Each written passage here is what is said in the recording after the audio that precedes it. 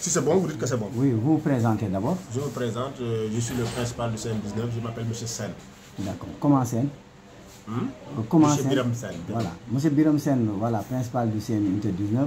Les parents d'élèves sont montés au créneau aujourd'hui pour dénoncer la gestion quand même de l'institution. Ils disent qu'aujourd'hui, ils sont exclus de la gestion de l'établissement depuis 3 ans. Pire même, ils disent qu'aujourd'hui, vous avez foulé au pied la circulaire du ministère qui fixe les inscriptions entre 3 000 et 5 000. Quand lieu et place, vous avez même mis des blouses sur ça. Vous êtes allé presque, il y a des gens qui payent 22 000, 21 000, même 23 000. Qu'est-ce que vous avez à répondre? Merci, monsieur. Voilà. Ce qui se passe, c'est qu'au CM19, il y a un comité de gestion. Comme c'est prescrit dans les textes. Il y a un comité de gestion qui s'occupe des inscriptions. Chaque année, nous convoquons, avant la rentrée des classes, le comité de gestion. C'est ce comité-là qui fixe le montant des inscriptions. Et dans ce comité de gestion, il y a le président de l'APE. Lui, il est invité, il est membre du comité de gestion. Les profs sont représentés, les élèves sont représentés. Et tout le monde connaît le comité de gestion, même les surveillants et tout le monde. Il y a les surveillants généraux, il y a tout le monde, il y a moi-même qui suis le président du comité de gestion. Pendant cette réunion-là, nous avons fixé le montant des inscriptions en tenant compte de l'arrêté ministériel qui se trouve dans le site du gouvernement du Sénégal. Nous l'avons vu, c'est la raison pour laquelle nous avons fixé le montant de l'inscription à 5 000 francs. Qu'est-ce qui se passe? Il se passe qu'ici, dans cet établissement-là, il y a une bibliothèque. Chaque élève reçoit 5 livres chaque année. Hein? Mais l'élève cotise. L'APE aussi, la cotisation de l'APE, elle est de 1 000 francs. C'est ça qui s'est ajouté aux 5 000 francs. Mais nous avons cotisé, nous avons fixé le montant des inscriptions à 5 000 francs. Donc vous vous inscrivez en faux par rapport à leurs accusations? Mais bien sûr. Chaque année, il monte au créneau. Ce n'est pas la première fois qu'il vous appelle. Vous, ce n'est pas la première fois que vous venez ici. Vous êtes une fois venu sans recueillir ma version. C'est cette fois-ci que vous êtes venu en insistant pour recueillir ma version. La première fois, vous êtes venu, ils ont raconté n'importe quoi sur moi et ils sont partis. Et cette fois-là, vous n'étiez pas venu me voir. Mais là, la blouse, c'est à part. Les tenues, ce sont les parents d'élèves qui l'ont demandé au cours d'une réunion. Dans l'autre salle là, qui se trouve au fond, la grande salle. Ils ont demandé à ce que les tenues, les blouses soient remplacées par des tenues. Parce qu'ils ont dit qu'ils n'ont pas les moyens. Ils n'ont pas assez de moyens pour aller acheter des habits à chaque fois que c'est la rentrée. Ils préfèrent 2 tenues à 6 000 francs, 6 000 francs, 6 500, 6 000 francs l'autre, 6 500 l'autre. C'est plus facile à acquérir que d'acheter, de prendre 30 000 francs et d'aller dans les marchés et d'acheter des habits pour chaque élève. C'est eux qui l'ont dit. Le PV est là derrière moi. Alors, des problèmes chaque année. Où se situe vraiment le goulot d'étranglement? Le goulot d'étranglement se situe au niveau de 2 personnes.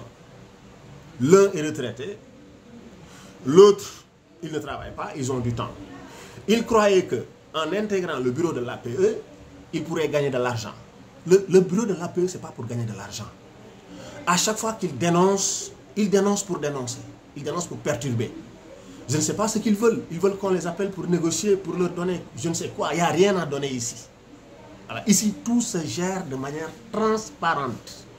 Ils ne font que du bruit. Le niwak, ce n'est que du vent, ce n'est que du faux. Voilà. L'inscription est fixée ici au CM19 à 5 000 francs. Tout le reste, c'est du vent. Voilà. Eux-mêmes, ils l'ont dit. Ils ont dit qu'ils ont du temps, ils n'ont rien à faire.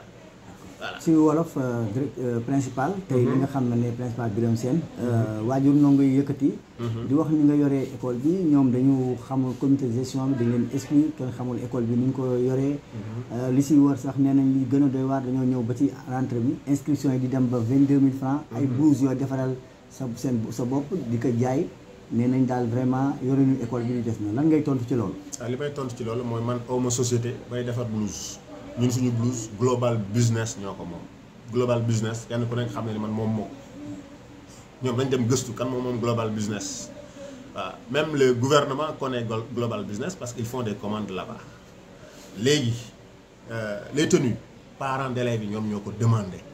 ñoom ñoo demandé à ce que ñun ñi indi ay tenues parce que tenues yi moo gën a économique si ñoom.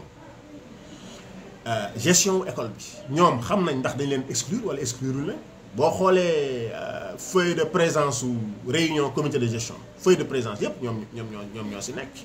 Parfois sax ñoom ñooy bind PV parfois sax damay am problème pour am sama PV parce que secrétaire général APE bi souvent moom mooy bind PV souvent il écrit le PV et le garde chez lui j'ai du mal à avoir le PV moom bi mu commencé def loolu sax lañ bàyyi di ko bindloo PV ñun inscription yi fii nous sommes tenus ñu respecter l'arrêté ministériel qui fixe l'inscription entre 3 000 et 5 000. Nous avons fixé à 5 000 parce que nous avons des salaires à payer ñun dañuy fay ay salaires dañuy fay secrétaire dañuy fay concierge 12 mois sur 12 dañuy fay portier dañuy fay aussi femme de chambre ñooñu seen salaire noo leen di def su ma limité woo à 5 000 francs seulement du ma ko mun donc il a fallu donc ñu xool ay gymnastique yi ñuy def qu'est-ce qu'on a ajouté on a mis 1500 bibliothèque kooku ça n'a rien à voir avec l'inscription ak beneen cotisation bi loolu ça n'a rien à voir avec l'inscription mais l'inscription elle respecte l'arrêté ministériel loolu lañ mën a def léegi nag ñoom su amee leneen lu ñu bëgg nañ wax lu ñu bëgg ñoom. mais affaire bi lan la boobu ba léegi yeneen ñoom fan la affaire bi nekk. affaire bi xam nga fu mu nekk mooy dañ la nommé président APE moom dañ ko nommé président APE xamul fonction wu président APE. Président APE bu ñu la nommé xam nga noo war a def da nga war a ñëw def séance de travail avec le principal soo defee séance de travail ak moom ba mu wax la mission d'une APE yow nga indi sa feuille de route sa feuille de route boobu boo ko indee nga exécuter ko parce que président APE c'est pas une fonction administrative moom dafa foog ne dafa yore benn fonction boo xamante ni il a de l'importance lu ko neex wax bu ko neexee mu woo presse bi di wax lu ko neex ça ne se passe pas comme ça. kon daal si ñoom la affaire bi. mais bien sûr ñoom ñoo am lu ñu bëgg fii nag dara amu fi il faut que ça soit clair suñu bëggee xaalis ñu dem liggéey un point et c'est terminé.